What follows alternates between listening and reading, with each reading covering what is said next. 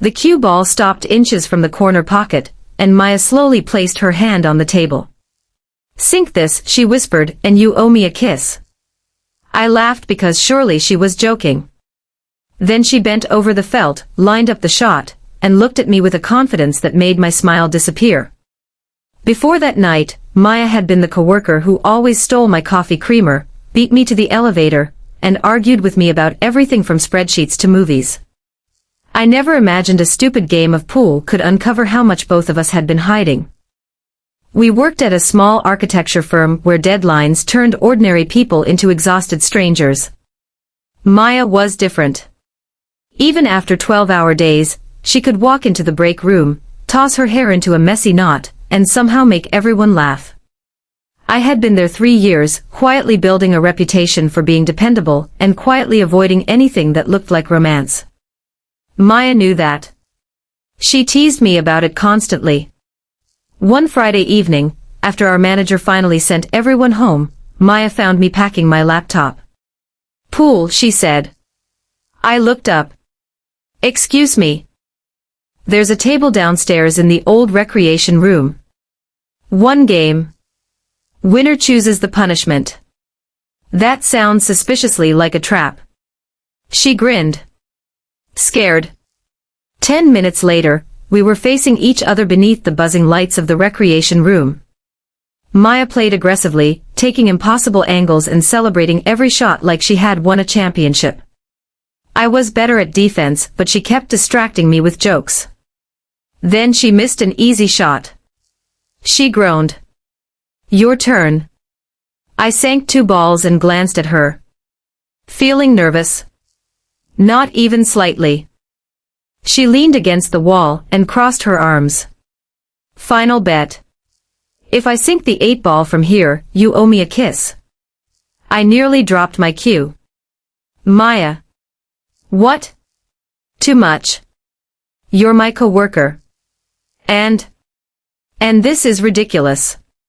Her smile softened. "Then say no." That stopped me. There was no pressure in her voice now. Just a question. I looked at the table. "1 kiss. If I make it. And if you miss. You get to choose my punishment." "Fine." She nodded, but before taking the shot, she said quietly, "I'm trusting you to understand this isn't a joke." I didn't know what she meant. She struck the cue ball. The 8 ball rolled toward the pocket, touched the rail, and stopped. She stared at it. I laughed. "You missed." "I know." But then she smiled strangely. "I said if I sink it." "Exactly. I didn't say tonight." She picked up her coat and walked away. I stood there confused until I realized she had left something on the table, a folded piece of paper. My name was written on it. Inside were 4 words, "Meet me tomorrow." Please. Tuesday, Maya texted me before sunrise. Her message said, "He woke up." I stared at the screen before answering. I knew how frightened she had been, but I also knew her father waking up meant the difficult part was not necessarily finished. At the hospital, she met me near the elevators wearing the gray sweater she had worn during the surgery. Her hair was loose, her eyes tired. "He asked for coffee," she said. I smiled. That's a good sign. He also asked whether I was still dating the annoying man from work.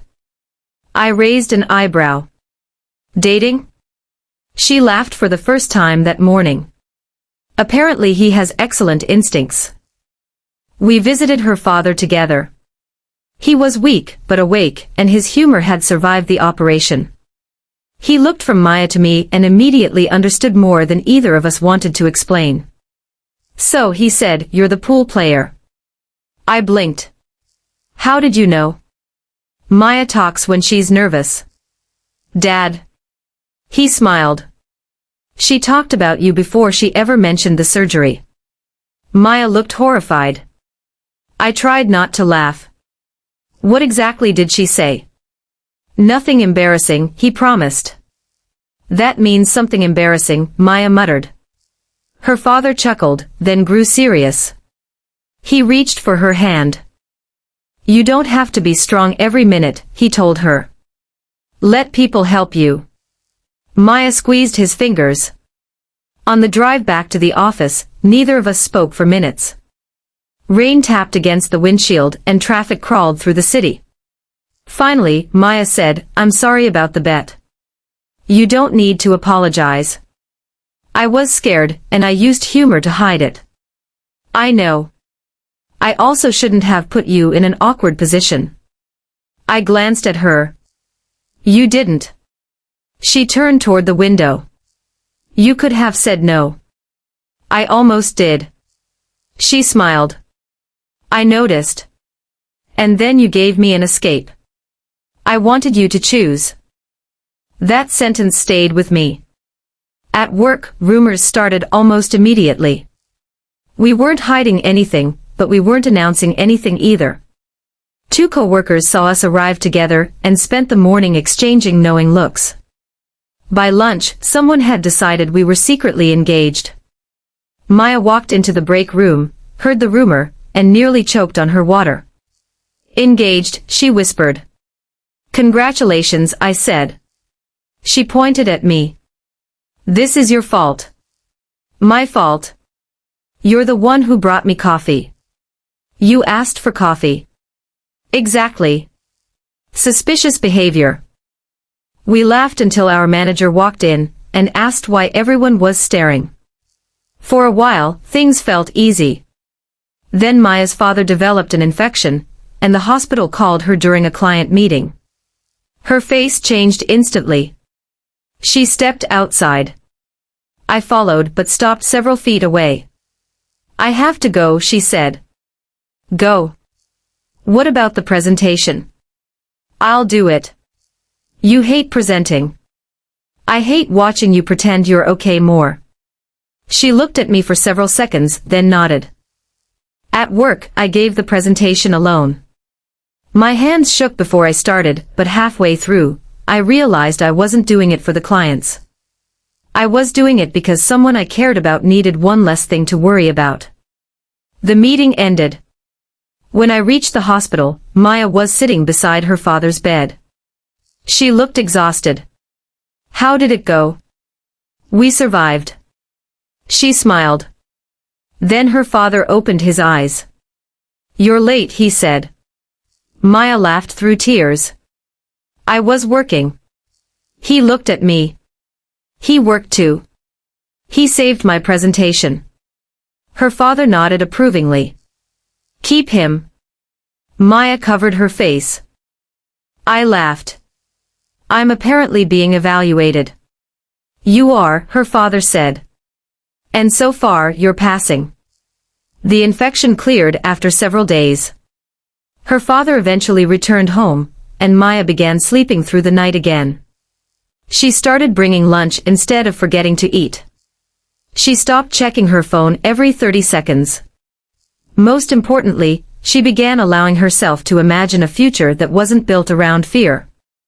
One Friday, she found me alone at the pool table. You came back. I knew you'd be here. She smiled. I've been thinking about something. That sounds dangerous. She ignored me. That night, when I made the bet, I thought I needed a dramatic reason to tell you how I felt. And now? Now I think honesty is less frightening. She put her cue down. I like you. I like arguing with you. I like your terrible jokes. I like that you show up when things get difficult. And I don't need you to fix my life. I just want you in it. For once, I had no clever answer. So I stepped closer. Good, I said. Because I was hoping you'd ask. She laughed and the tension disappeared. That night, we didn't keep score. We talked until the lights automatically dimmed, then walked outside beneath the city sky. Nothing spectacular happened. No music played. No crowd applauded. Yet somehow, it felt more important than any grand romantic gesture. Best moments, I learned, rarely announce themselves. They arrive disguised as a game, a cup of coffee, a hospital chair, or a person who simply refuses to leave you alone when you are afraid. Months later, Maya's father walked into our office carrying a box of pastries. He thanked me for being there during the hardest week of their lives. I told him I hadn't done anything special. He shook his head. People always think kindness has to be huge. Sometimes it is just sitting beside someone when they are afraid. Maya heard him and smiled.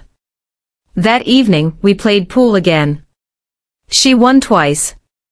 I won once. She demanded a rematch. I told her she was impossible. She kissed my cheek and said, "You knew that before you agreed to the first game." And she was right. Sometimes life disguises its most meaningful moments as ordinary challenges.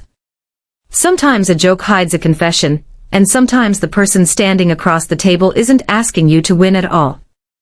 They're asking whether you'll stay when the game is over. If this story reminded you of someone who stayed beside you when life became difficult, tell us about it in the comments. And if this story touched your heart, like the video and subscribe for more stories about kindness, hope, courage, compassion, and humanity.